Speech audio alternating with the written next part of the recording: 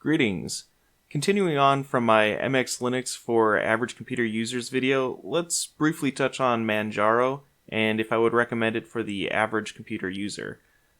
Criticisms I have are more so about how the average computer user uses a computer, not criticisms of the operating system itself.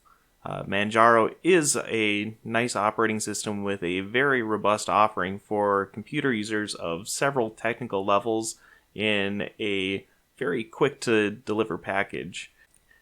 If there is any particular operating system you'd like me to look over, please let me know in the comments below. Alright, let's get into it. Manjaro makes downloading the ISO simple enough, presenting XFCE option first. Most average computer users will default to the first option, so that is the version I'll be going with.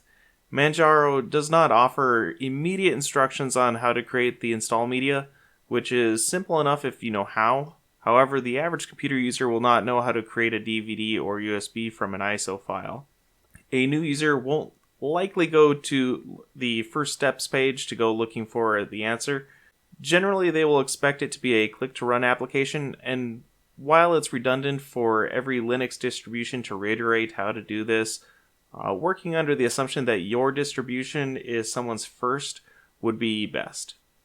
Creating the install media would likely be left up to a techie friend or family member here because of the lack of the explanation.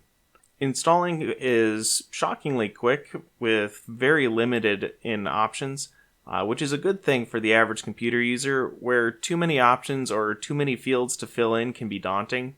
Given the rolling nature of Manjaro, I was surprised the installation was offline and didn't default to download the current packages. But easy enough, let's move on to first login. And of course the first thing we see is a pop-up. The average computer user will ignore any and all notifications on first appearance, going completely unread. I'll go ahead and do the same. Of course, any good user interface needs no explanation, which should come from intuition from using other computers. However, the average computer user has the expectation that any and all things that they should be using are presented first and foremost to them, namely on the desktop. Manjaro has no software icons on the desktop, which offers a very clean appearance, but would be confusing to the average computer user. First question here would be something along the lines of, where is the internet? Microsoft was right about one thing here. The average computer user does not use the start menu. Manjaro has elected to not put text on their start menu, just an icon.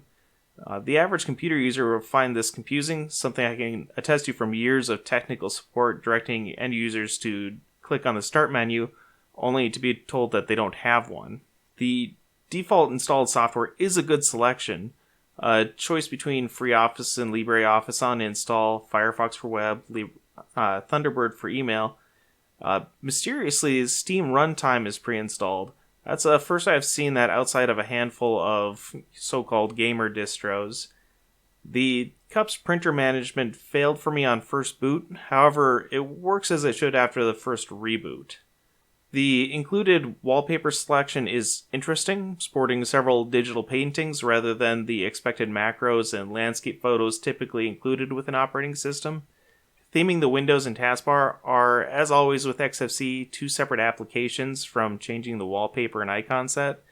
This is confusing to the average computer user who sees changing the appearance of their desktop as one thing, not multiple.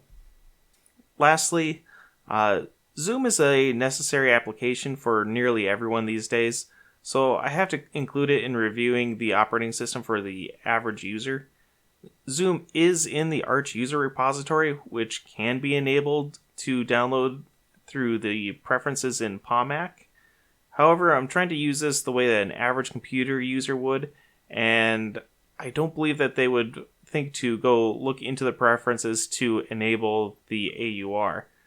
First, as an average user, I would expect them to download Zoom from their website, then call their technical friend to figure out how to install it. MX Linux has a GUI application for installing deb packages for downloaded from the web. There's no such graphical automation here. That's an unfortunate barrier to the average computer user who won't likely be able to sort this out on their own. So, in short, Manjaro is a nice looking Linux distribution. Any intermediate user looking for a quick Arch Linux based installation could be very happy with Manjaro. However, because a slight technical knowledge of Arch Linux is needed for installing Zoom, I can't say I recommend it for the average computer user here. If you agree with me, please give me a thumbs up. If you disagree, give me a thumbs down. And of course, leave me a comment if you got more to say, and subscribe if you'd like to hear more from me. Thank you very much.